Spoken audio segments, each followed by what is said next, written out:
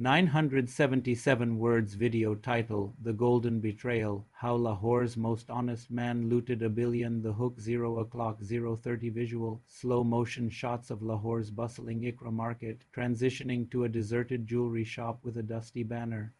Narrator, for 30 years he was the gold standard of trust in Lahore, a man so respected he was called the only Sadiq and Amin honest and truthful person in the market. But in December, Sheikh Waseem Akhtar did the unthinkable. He didn't just vanish with 20 kilograms of gold. He vanished with the life savings of widows, the dowries of orphans, and the blind faith of an entire industry. This is the anatomy of a 1 billion rupee scam and the petty 500 rupee mistake that finally brought him down. Part 1, The Legend of Sheikh Waseem 03230. Narrator, to understand the crime, you must understand the man. Sheikh Waseem Akhtar was not just a wholesale jeweler. He was the former president of the Ichhra Market Association. Over 3 decades, he built a reputation that was impenetrable. In sight, traders didn't just leave gold with him.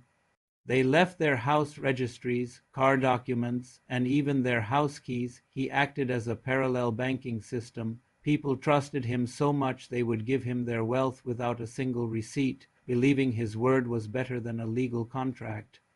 Narrator, he groomed this trust through grand gestures. He would take fellow traders on Hajj and Umrah, sometimes even paying for their tickets himself. If a trader's gold set was sold, he would sometimes give them the profit of 2 sets just to keep them hooked on abnormal gains. From the wealthy elite to the humble tea seller, who served him for 5 years, everyone believed Sheikh Waseem was their benefactor.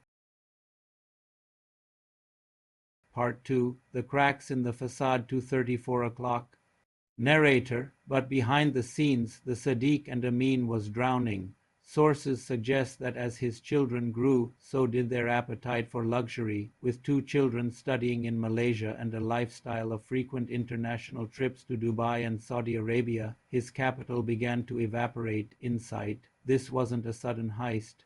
It was a slow-motion collapse. He began melting the assets of others to fund his family's desires. He was a master of the double shot technique, using new investments to pay off old debts until the pile of gold simply wasn't there anymore.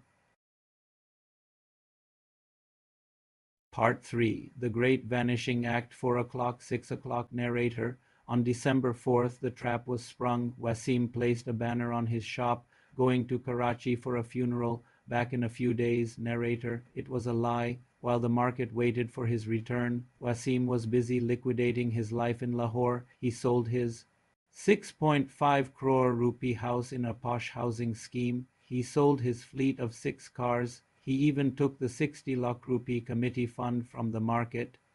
Narrator, when his phone finally went dead, the panic hit. Traders broke into his shop to find 10 empty safes. He hadn't even spared his own family. His stepmother claims he fled with 3 kilograms of her gold. The funeral in Karachi was actually a calculated escape to the twin cities of Rawalpindi and Islamabad. Part 4, The Manhunt and the 500 rupee mistake 6 o'clock 8:30. Narrator, Sheikh Waseem was a master of disguise. For weeks, he moved like a ghost through 10 different rented houses in Islamabad's F1, G8, and G10 sectors. He used 6 different mobile phones and changed SIM cards constantly to stay ahead of the police. Narrator, the investigation was a high-stakes game of digital hide and seek. The Lahore police, led by the DSP of Ichhra, spent a week camped out in the twin cities. But the case took a political turn when Chief Minister Maryam Nawaz posted about the scam on social media, pressuring the police to make a public arrest. The twist, despite allegedly sitting on 1 billion rupees, Waseem's downfall was triggered by his own greed and frugality. He went to a mobile shop in Islamabad to sell 2 old phones. He reportedly argued with the shopkeeper for an hour over a measly 500 rupees. That delay was fatal. The shopkeeper remembered him, and when the new buyer of the phone inserted a SIM card, the IMEI number pinged the federal monitoring cells. CCTV footage of him and his daughter selling those phones gave the police the lead they needed. Part 5, The Aftermath and Legal Deadlock 8:39:30. Narrator: Sheikh Waseem is now in custody, but for the victims, the nightmare is just beginning. The scale of the fraud is debated. Initial reports claim 20 kilograms of gold worth 1 billion rupees, but police estimates now suggest closer to 10 kilograms involving 35 complainants.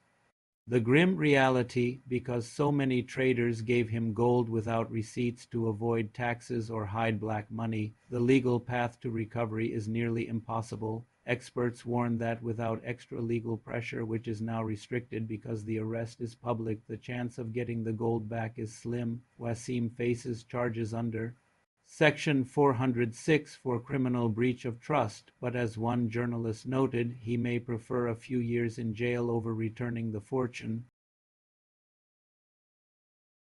The conclusion 9:30, 10 o'clock.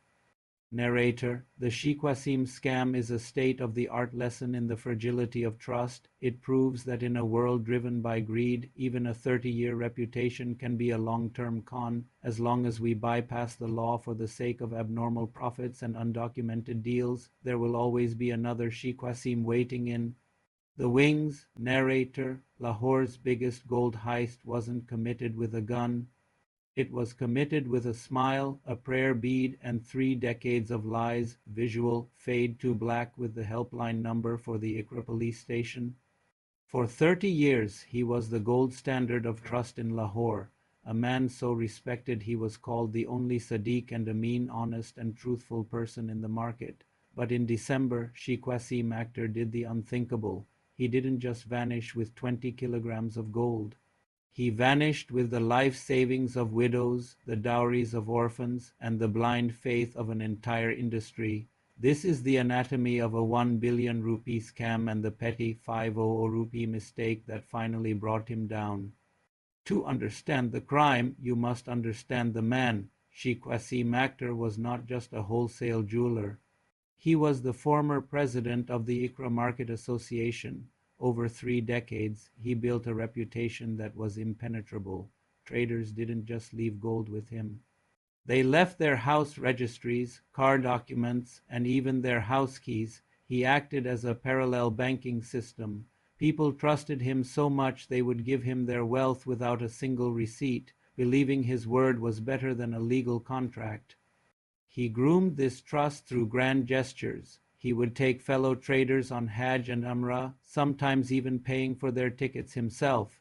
If a trader's gold set was sold, he would sometimes give them the profit of 2 sets just to keep them hooked on abnormal gains. From the wealthy elite to the humble tea seller who served him for 5 years, everyone believed Sheikh Waseem was their benefactor. But behind the scenes, the Sadiq and Amin was drowning. Sources suggest that as his children grew, so did their appetite for luxury. With 2 children studying in Malaysia and a lifestyle of frequent international trips to Dubai and Saudi Arabia, his capital began to evaporate. This wasn't a sudden heist. It was a slow-motion collapse. He began melting the assets of others to fund his family's desires. He was a master of the double shot technique, using new investments to pay off old debts until the pile of gold simply wasn't there anymore. On December 4th, the trap was sprung. Waseem placed a banner on his shop, going to Karachi for a funeral, back in a few days. It was a lie.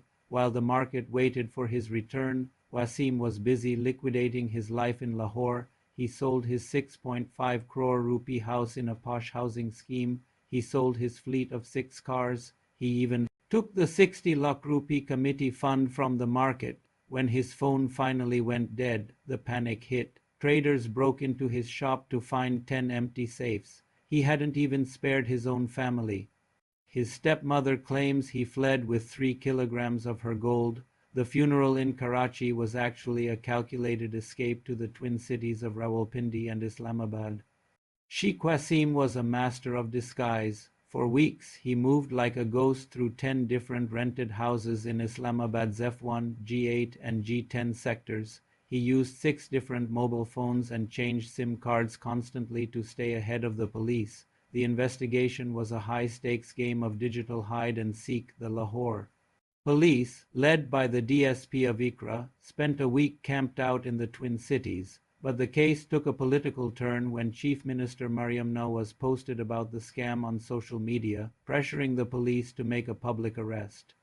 Despite allegedly sitting on ₹1 billion, Waseem's downfall was triggered by his own greed and frugality. He went to a mobile shop in Islamabad to sell 2 old phones. He reportedly argued with the shopkeeper for an hour over a measly ₹500. That delay was fatal. The shopkeeper remembered him, and when the new buyer of the phone inserted a SIM card, the IMEI number pinged the federal monitoring cells. CCTV footage of him and his daughter selling those phones gave the police the lead they needed.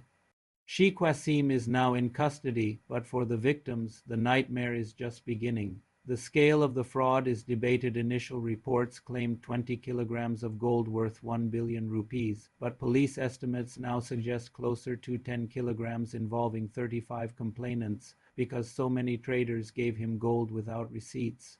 To avoid taxes or hide black money, the legal path to recovery is nearly impossible. Experts warn that without extra legal pressure, which is now restricted because the arrest is public, the chance of getting the gold back is slim. Waseem faces charges for criminal breach of trust, but as one journalist noted, he may prefer a few years in jail over returning the fortune. The Sheikh Waseem scam is a state-of-the-art lesson in the fragility of trust. It proves that in a world driven by greed, even a 30-year reputation can be a long-term con. As long as we bypass the law for the sake of abnormal profits and undocumented deals, there will always be another Sheikh Waseem waiting in the wings. Lahore's biggest gold heist wasn't committed with a gun. It was committed with a smile, a prayer bead, and 3 decades of lies. Thanks for watching.